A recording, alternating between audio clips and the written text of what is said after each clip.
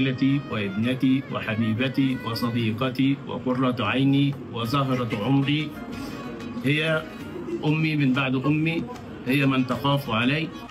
لما شفت الفيديو بكيت، ولما رجعت عدته تاني برضو بكيت.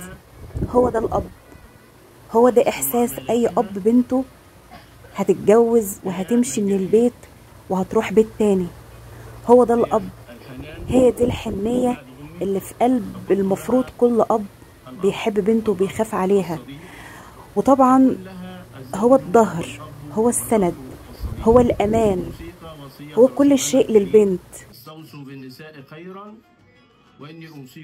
هي روحه اللي بيحس انها تتسحب منه لما تمشي.